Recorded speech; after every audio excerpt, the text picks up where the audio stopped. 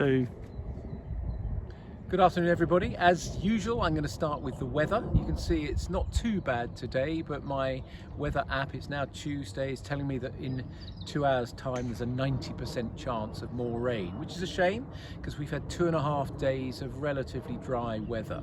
I'm not going to go into any detail about the course because I know that Ollie is going to do a video in this pin high which will give you a bit more news about what's going on. But I would just say about the weather, apparently on Saturday there were hailstones the size of golf balls, and I've seen a film of the hailstones sitting on the 10th green behind me, and then John Brock collared me on Sunday, showed me the umbrella that he had used on Saturday. He described it as a mini tornado which shredded his umbrella. So hailstones and rain together had completely wrecked his umbrella, which ended up in the litter bin. So as John said, all contributions gratefully received to buy him a new umbrella. But apart from that, Sunday I played in the Bandits driver.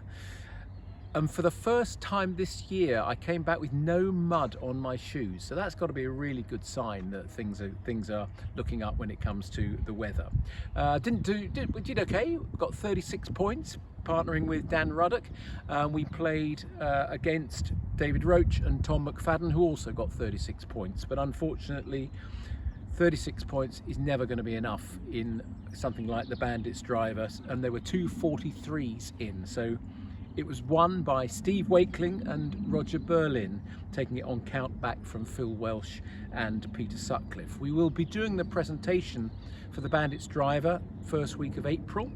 And for those of you who've not witnessed this, please come along, because the Bandits driver is this massive, great 6 foot long, made of oak. It's a driver and it weighs a ton. The winner is expected to swing it gently, because they don't put their back out, and hit the ball off a very high tee. So the Bandits driver presentation will be on the first Sunday of April. Just while we're on talking, before I go on to some other news, just on the course, when I played on Sunday, I repaired 6 pitch marks on the 11th, which I'm very, very happy to do, and I hope that all of you are repairing pitch marks, not just your own, but if you can see another one. If you aim to just repair 2 pitch marks, that means the greens will be in great shape. And my other bugbear is the bunkers. It really annoys me when I go into a bunker, which I do occasionally, and see that there are footprints there. Sometimes, of course, you get dogs that come and play in the bunkers coming off the Hurst, but there's absolutely no excuse. If you go in a bunker, there's absolutely no excuse not to rake it so it's in good shape for the people coming behind you. So when I see golf shoe marks right by the rake, that really is a bugbear for me. So please, please make every effort to do a great job raking the bunkers, and that's for the benefit of all our members. Peter Bright is going to be running a sweepstake on the Masters. This is something that John Elliott used to do in days gone by, where we did a sweepstake on all the majors. So Peter Bright has started that off, and I announced it on Sunday. And if you'd like a ticket, please see Peter.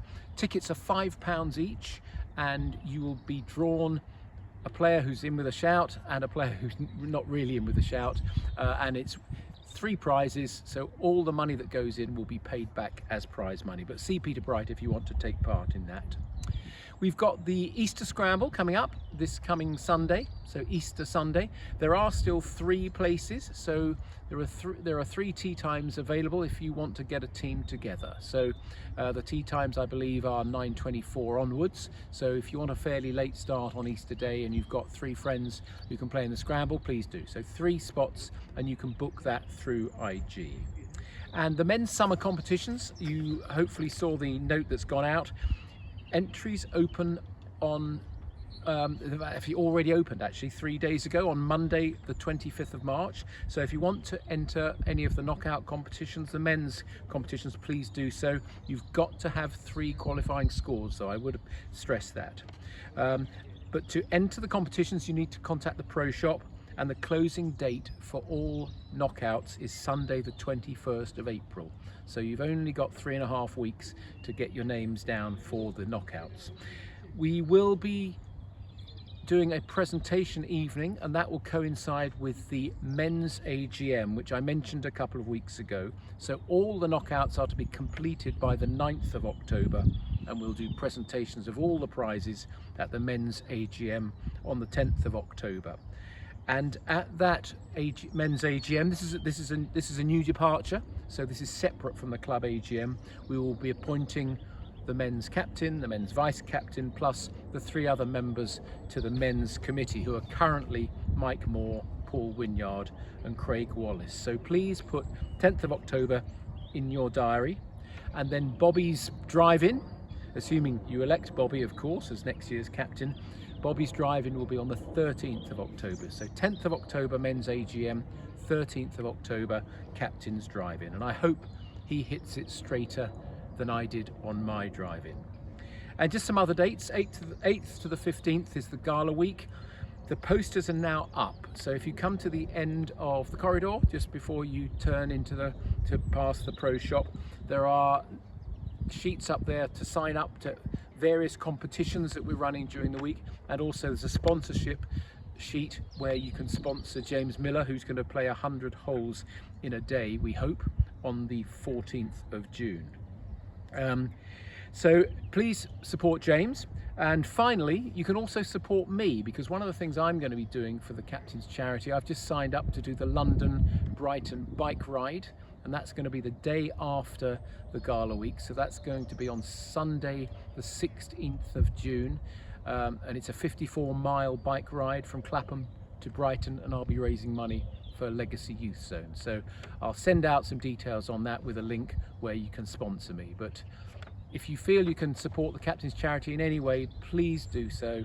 It's a great charity. I'm going to see them in a couple of days' time, because they've asked me to do a bit of filming about how and why Crowhamhurst chose Legacy Youth Zone as our Captain's Charity for this year. So that's it from me. Weather, I think, is just about to break, so I'm going to get inside before the rain starts. Have a good week. Speak to you next week.